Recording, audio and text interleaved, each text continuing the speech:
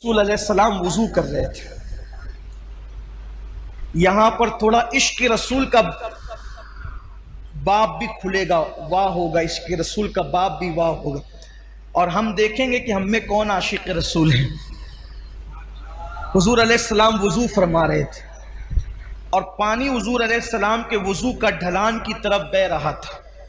वुजू का पानी ढलान की तरफ बह रहा था। एक सहाबी थे वहां मौजूद, उन्होंने अर्ज किया, या रसूल अल्लाह सल्लल्लाहु अलैहि वसल्लम, मैं आपसे इश्क करता हूँ, मोहब्बत करता हूँ आपसे। हुजूर ने फरमाया सल्लल्लाहु अलैहि वसल्लम, क्या कहा तुमने? हुजूर मैं आपसे इश्क करता हूँ। करीम आका जिसके कान लाले करामत है, दूर और नजदीक के सुनने वाले वो कान लाले करामत पे लाखों सलाम। हुजूर अलैहिस्सलाम ने तीसरी बार पूछा, क्या कहा तुमने? हुजूर मैं आपसे इश्क करता हूं। आका फरमाते हैं, तो अगर तू वाकई मुझसे इश्क करता है तो मुसीबत और आजमाइशों के लिए तैयार हो जा, क्योंकि जो हमसे इश्क करता है अल्लाह उस पर मुसीबतों के दरवाजे खोल देता है, अल्लाह उस पर तकलीफों के दरवाजे खोल देता है। हमसे मोहब्बत करने वालों पर आजमाइश और मुसीबतों के दरवाजे इतनी तेजी से खुलते हैं और मुसीबतें उसके पास इतनी तेजी से भाग कर आती है, जैसे ये वुजू का पानी तेजी से ढलान की तरफ गिर रहा है, वैसे मुसीबतें तेजी से उसके पास आती है। अब आप मुझे बताएं, जब हम आशिक ही बने हैं, जब हमने इश्क का दावा ही किया है, तो फिर हम मुसीबतों से घबराते क्यों हैं? हम बलाओं से घबराते क्यों हैं? इसलिए कि मुसीबतें तो आशिकों के लिए है, मुसीबतें तो महबूब से मोहब्बत करने वालों के लिए। आप देखें, जिसको हम मुश्किल कुशा कहते हैं, पूरी जिंदगी मुश्किल में गुजरी, जिसको इब्ने मुश्किल कुशा कहते हैं, ए दिल बगीर दामने सुल्तान औलिया यानी हुसैन इब्ने अली जाने औलिया, फिर उनकी मुसीबतें देख ले, फिर सैयदा ज़ैनब पाक की मुसीबतें देख ले, फिर जनाब गाजी अब्बास की मुसीबतें देख ले, फिर इसी तरीके से औना मोहम्मद की मुसीबतें देख ले, फिर सैयदा सुकैना की मुसीबतें देख ले, इसी तरीके से जो है अल्लाह अकबर सैयदा बीबी पाक सैयदा फातिमा ज़हरा की, उनकी खुद की मुसीबतें देख ले। हमारे बुजुर्गों ने फरमाया, 40 रातें किसी पर ऐसे गुजर जाए, 40 रातें किसी पर ऐसे गुजर जाए कि उस पर कोई मुसीबत ना आए, वो अपने ईमान की खैर मनाए, वो अपने ईमान का एहतिसाब करे 40 दिन के अंदर। अब उसको इमाम अहले सुन्नत ने बहुत खूबसूरत अंदाज से मुज़य्यन किया। फरमाया 40 रातों में तीनों में से कोई एक आना चाहिए, इल्लत, ऐन से इल्लत, औफ से किल्लत, वाल से जिल्लत।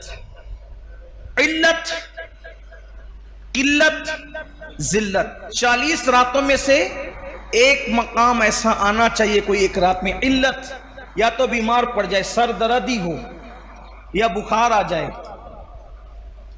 कोई बीमारी हो, पैर ही दुखे, कांटा ही चुभे, कोई ना कोई बीमारी आ जाए। अगर बीमारी ना आए, किल्लत, पैसे खत्म हो जाए, 40 रातों में कभी कोई डब्बा भी बच जाए कि हम भी खाली हो गए, तो मुश्किल भी आए कि यार कुछ लाना भी है, जेब भी खाली है। जिल्लत, कोई जलील करे। देखो, अब यहां अपने ज़ौक़ के मुताबिक बात करना चाहता हूं। कोई आशिक हो और जलील ना हो, मुझे उसके इश्क में शक है। क्यों? इसलिए कि दीवाना ही तो जलील होता है, दीवाना ही जलील होता है, फरजाने थोड़ी जलील होते हैं। फरजाना तो कपड़े संभाल के चलता है, उसकी इस्तरी फरजाने की समझाने के लिए कह रहा हूं, उसकी इतनी टाइट रहती है इस्तरी कि वो जो स्त्री ने इस्तरी की है तो उसके फन को भी लोग हैरत से देखते हैं। वो बैठता इतने अदब के साथ है कि उसकी अदाएं काबिले तारीफ होती है। फरजाना खाता इतने नजाकत के साथ है कि उसका खाने पर भी डिस्कस होती कि क्या अदब का अंदाज है। लेकिन जलील किसने होना है? दीवाने ने। इसके तो बाल ऐसे, इसका तो लिबास ऐसा, इसका तो गुफ्तगू का समझाने के लिए कर। दीवाना, ये दुनिया का दीवाना है जो जलील होता है। अरे जो दुनिया की मोहब्बत में दीवाना हुआ, जब वो जलील होता है तो जो सबसे बड़े महबूब, महबूब आजम, महबूब रब्बे अकबर, सारे अंबिया के खुदाओं का, सारे अंबिया का खुदा, माफ कीजिए खुदाओं, सारे अंबियाओं का खुदा, सारे नबियों का खुदा, सारे रसूलों का खुदा जिससे प्यार करे वो मोहम्मदुर रसूलुल्लाह है। अब कोई उनसे प्यार करे, कोई उनसे इश्क करे, तो फिर आप मुझे बताएं, वो जलील ना हो, वो रुस्वा ना हो, तो फिर वो आशिक कैसा, फिर वो मुहिब कैसा? उसे तो जलील होना ही है। तो इल्लत, बीमार पड़ना 40 रातों में, किल्लत, पैसे की कोई तंगी आ जाए, जिल्लत, तीनों में से कोई एक चीज आ जाए, और अगर तीनों आ जाए तो सोने पर सुहागा है। मैं यहां पहुंचकर तो यह जरूर कहता हूं कि 40 रातें नहीं, बल्कि शुक्र के तौर पे कहता हूं कि 10 से 11वीं रात नहीं आती, दो चीजों से तो साबका पड़ता ही रहता है। इल्लत भी हो जाती है, इल्लत भी हो जाती है, और आलमी पैमाने पर फेसबुक और यूट्यूब पर और व्हाट्सएप पर कुछ जिल्लत भी हो जाती है। तो दिल को इत्मीनान होता है कि अभी ईमान का तोता उड़ा नहीं है, अभी ईमान का तोता उड़ा नहीं है। और रही बात जिल्लत की, तो हुजूर ताजुश शरिया ने बहुत अच्छा शेर कहा था, अगर महबूब के लिए जलील होना पड़े तो फिर ये जिल्लत नहीं है, बल्कि ये भी इज्जत है। वो कहते तेरी खातिर जलील होना है मेरी इज्जत। मैं इसको जोड़ करके इसलिए पढ़ रहा हूं ताकि उसका मफहूम समझ में है। तेरी खातिर जलील होना है मेरी इज्जत। तेरी खातिर जलील होना है, क्या है? आपके लिए जलील होना मेरे लिए क्या है? इज्जत है। तेरी खातिर जलील होना है मेरी इज्जत, मेरे वकार सलाम। तेरी खातिर जलील होना है मेरी इज्जत, मेरे वकार सलाम। तो हुजूर के लिए जलील होना कोई जिल्लत नहीं है, बल्कि ये तो बड़ी इज्जत है। तो 40 दिन के अंदर ऐसी मुश्किल आनी चाहिए। फिर बीमारियों का बाब अलग है, तो याद रखिए कि मुसीबतें आनी चाहिए, लेकिन मांगे नहीं, और आए तो उस पर सब्र करें। हदीस पाक में आता है कि जब किसी पर मुसीबत आती है तो उस मुसीबत का इनाम क्या है वो सुने। चूंकि अब हमारे पास मुख्तसर सा वक्त बचा है, अब इसकी तफसील में न जाते हुए कुछ रिवायत पढ़ना चाहता हूं ताकि पता चले मुसीबत का इनाम क्या है। अल्लाह के हबीब सल्लल्लाहु अलैहि वसल्लम फरमाते हैं, क़यामत का दिन होगा, क़यामत का दिन, क़यामत के दिन में आवाज लगाई जाएगी, निदा की जाएगी, ऐलान होगा, ऐ वो लोगों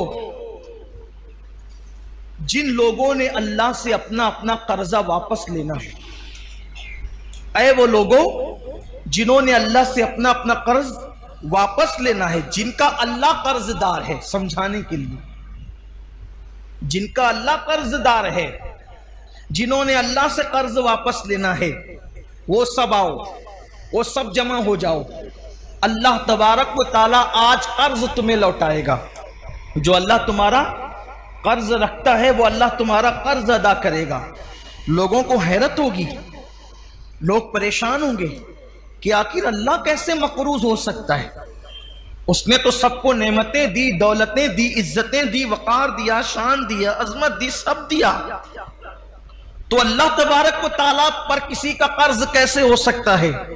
तो फरिश्ते कहेंगे इससे मुराद वो लोग हैं दुनिया में अल्लाह ने जिन पर आजमाइशें डाली, जिन पर अल्लाह ने मुसीबतें डाली, जिन पर अल्लाह ने तकलीफें डाली, वो लोग आज आए जिनके दिल गमगीन हुए थे मुसीबतों पर, जिनके आंसू बहे थे मुसीबतों पर, हत्ता के कांटा ही चुभा था मुसीबत मिली थी, किसी ने डांट ही दिया था मुसीबत मिली थी, किसी ने तकलीफ पहुंचाया था मुसीबत मिली थी, किसी ने गाली दी थी मुसीबत मिली थी, किसी ने दुख दिया था मुसीबत मिली थी, हत्ता के अल्लाह अकबर किसी ने किसी पे गुस्सा करके मुसीबत पहुंचाई थी। आज अल्लाह फरमा रहा है कि मेरे फरिश्तों ऐलान करो, अल्लाह से अपना अपना कर्जा वापस लो और चलो मुसीबत उठाने वालों, आजमाइश में गिरफ्तार रहने वालों, अल्लाह तुम्हें बुला रहा है। तो वो सब लोग जिन्होंने दुनिया में मुसीबतें उठाई होगी, तकलीफें उठाई होगी, आजमाइशों में जो गिरफ्तार हुए होंगे, वो सब के सब चलेंगे अल्लाह की तरफ। और फरिश्ते जब आफत और मुसीबत में मुब्तला लोग खड़े होकर के आएंगे कि हम अपना सिला चाहते हैं, हम अपना इनाम चाहते हैं, फरिश्ते कहेंगे ऐ मुसीबत सहने वालों, ऐ तकलीफ उठाने वालों, बगैर दलील के दावा मकबूल नहीं होगा। तुम अपने अपने नामे आमाल बताओ कि जब तुम्हें मुसीबत पहुंची थी तो तुमने किया क्या था, उसके बाद तुमसे बात की जाएगी। तो उसमें से बहुत सारे लोग छट जाएंगे, क्योंकि जब उनको मुसीबत पहुंची थी तो मुसीबत पहुंचते वक्त उन्होंने क्या किया था, अल्लाह की शिकायत की थी। जैसे मेरे आपकी तरह कुछ लोग होते हैं, सर में दर्द है तो दोस्तों के पूरे सर्किल को पता चलना चाहिए कि फलां के सर में दर्द है। किसी को पैर में कांटा चुभा तो पूरे मोहल्ले को तो पता ही चलना चाहिए कि फलां जनाब को कांटा चुभ गया है। इसी तरीके से बुखार हो गया तो मैं समझता हूं कि पूरे ऑफिस और जहां जहां काम करते हैं सबको पता होना चाहिए कि बुखार हो गया। याद रखिए, जब वो बीमारी या तो तबीब को बताओ या तो हबीब को बताओ। तबीब इसको इसलिए बताओ, तबीब को इसलिए बताओ कि वो इलाज करे, और हबीब को इसलिए बताओ कि वो जख्म पे मरहम रखे, वो पेशानी पर हाथ रखकर दुआ करे। तबीब और हबीब को बताने के अलावा फिर किसी तीसरे को बीमारी बताना, ये मैं गैरत इश्क के खिलाफ समझता हूं। मुंह में छाले आ जाए तो पूरी दुनिया को पता चले मुंह में छाले आ जाए, सर में दर्द हो तो पूरी दुनिया को पता चले, ये शिकायत है अल्लाह की। हमारे बड़े बड़े बुजुर्ग बरसा बरस बीमारियों में मुब्तला रहे, बीवी को भी नहीं पता चला कि मैं बीमारी में, शौहर को नहीं पता चला कि मैं बीमारी में।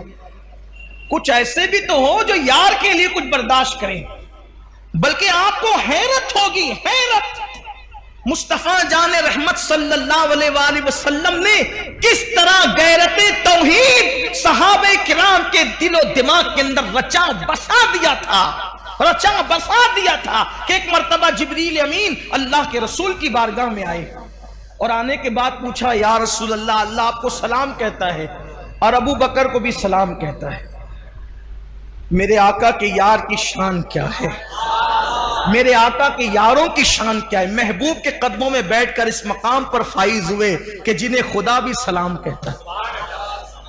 अल्लाह आपको और अबू बकर को सलाम कहता है और अल्लाह पूछ रहा है, आका या रसूल अल्लाह, अल्लाह पूछता है आपसे कि आप अबू बकर से पूछिए कि अब तो उनकी तबीयत ठीक है ना। अल्लाह आपसे पूछते हैं कि आप पूछे कि अब तो उनकी तबीयत ठीक है ना। सिद्दीक अकबर से हुजूर ने पूछा, अबू बकर अल्लाह पूछ रहा है अब तो आप ठीक हैं। अल्हम्दुलिल्लाह हुजूर मैं ठीक हूं। आका ने पूछा, क्यों अबू बकर, कोई तकलीफ थी? हाय हाय, गैरते इश्क का अंदाज देखें, गैरते इश्क का अंदाज देखें। अल्लाह के रसूल पूछते हैं, अबू बकर क्यों, कोई तकलीफ थी? हाँ का कुछ थी, बताया नहीं। हुजूर आप ही के दर्स ने मजबूर कर दिया था कि यार की शिकायत किससे कैसे कर, यार की शिकायत कैसे करूं, यह आपका दर्स था, इसलिए मैं आपको भी बता न सका। मैं अपनी मुसीबत तकलीफ अपनी तबीयत की आपको ही बता न सका, क्योंकि आपने जो गैरत इश्क का दर्स दिया था, मुझे गवारा ना हुआ कि यार मैंने डर लगी मुझे कि अगर मैं ये तकलीफ आपसे बयान कर दूं, यार नाराज ना हो जाए कि मेरी शिकायत मेरे महबूब से की जा रही। ये है अल्लाह वालों का अंदाज। और जब मुसीबत सहने वाले जो जिन पे मुसीबत आई होगी, वो अज्र लेने के लिए क़यामत के दिन खड़े होंगे। मुसीबत आई होगी, क्या अल्लाह के फरिश्ते कहेंगे आमाल नामा बताओ, पहले दलील पेश करो कि तुमने क्या किया था। वो आमाल नामा खोले जाएंगे। जब आमाल नामे खुलेंगे तो कहेंगे इसमें तो तुमने गुस्सा किया अल्लाह पे। कुछ लोग कहते हैं ना अल्लाह को मेरा ही घर मिलता है बीमारी के लिए, माअल्लाह, मारने के लिए मेरा ही बेटा मिला था, मेरी बीवी मिली थी। अरे तेरी क्या बीवी और तेरा क्या बेटा? वल्लाह अगर खुदा उसको पैदा न करता तो वो तेरी बीवी कब होती? अल्लाह न देता तो वो तेरा बेटा कब होता? अल्लाह न देता तो वो तेरा माल कब होता? और तू कौन है? कुरान कहता है कि तू भी अल्लाह की मिल्कियत है, तू भी अल्लाह का माल है, अपनी क्या औकात है?